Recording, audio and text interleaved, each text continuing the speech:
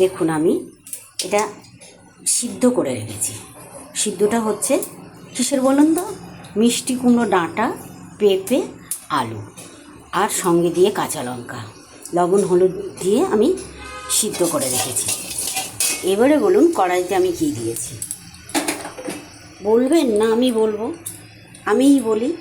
কড়াইতে আমি দিয়েছি 5 ফোড়ন, আর দিয়ে দিচ্ছি দেখুন একই সাথে আদা আছে বাটা, জিরে বাটা, চিংড়ি মাছ, লবণ আর হলুদ একই সাথে আমি দিয়ে দিলাম কড়াইয়ের মধ্যে। প্রতিদিন আপনাদের সাথে কথা বলতে যাই, সেই সময় আমার ভীষণ লাগে ওই লঙ্কা দেওয়ার জন্য, তাই আজকে ঠিক করেছি লঙ্কা দেবই না। গোটা দিয়ে দিয়েছি শাকেই, দেখুন সিদ্ধ হয়ে গেছে, গোটা দিয়ে দিয়েছি এর মধ্যে। এবারে যখন রান্না করব কড়াইতে দেবো তখন ভালো করে লঙ্কাগুলোকে চেপে দেবো, মানে গেলে দেবো, ঘেঁটে দেবো, যা যা বলে সব। তবে মিষ্টি কুমড়ো ডাঁটা যেভাবেই রান্না করুন সত্যিই ভালো লাগে। সব রকম মশলা দিয়েও ভালো লাগে, আবার চিংড়ি মাছ আদা জিরে দিয়েও ভালো লাগে, আবার খালি সর্ষে বাটা পোস্ত বাটা দিয়েও লাউ ডাঁটার মতো রান্না করলেও দারুণ লাগে। আমি তো আজকে আদা জিরে বাটা দিয়ে চিংড়ি মাছ দিয়ে রান্না করছি। আপনারা কালকে কী দিয়ে রান্না করবেন আমাকে একটু দেখাবেন প্লিজ, একটু দেখাবেন, আমি দেখব। দেখুন চিংড়ি মাছটা সুন্দর ভাজা হয়ে গেছে। এবারে আমি দিয়ে দিলাম শাকটা।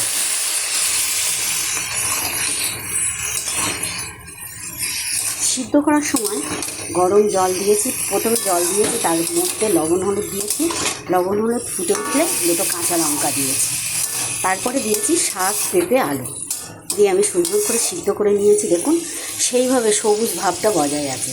সিদ্ধর সময় হলুদ দিলে সবুজটা নষ্ট হয় না। এরকম সবুজ সবুজ শাক রান্না দেখলে খেতে ইচ্ছে করবে না। সাথে থাকুন, আমি আসছি কিছুক্ষণ পরে। দিয়ে দিলাম একটু চিনি, প্রয়োজন পরিমাণ মতো চিনি দিয়েছি। আপনারা যেমন চিনি খাবেন তেমন, আমি যেমন খাবো দিয়েছি, তবে একটু চিনি না দিলে ভালো লাগে না, বা মিষ্টি যেটাই দেবেন একটু দেবেন। তো দেখুন তো কেমন হয়েছে, দারুণ হয়েছে, দেখেছেন কি সুন্দর হয়েছে, মাখা মাখা আর একদম সবুজ, একটুও সাদা হয়ে যায়নি। দেখুন আমি কিন্তু একটু ছোটো সাইজের চিংড়ি মাছ দিয়ে করেছি। নুন মিষ্টি সব পারফেক্ট, সুন্দর হয়েছে। এভাবে একদিন করে দেখুন কেমন।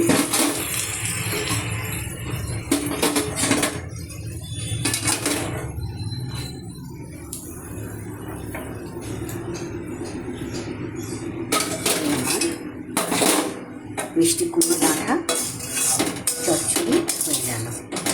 আমি কুমড়ো দিইনি, পেঁপে দিয়ে, পেঁপে আলু দিয়ে করেছি, দেখিয়েছি তো সবই দেখবেন। আর ঠিক এরকমভাবে রান্না করে একদিন খেয়ে দেখবেন যে কী দারুণ লাগে।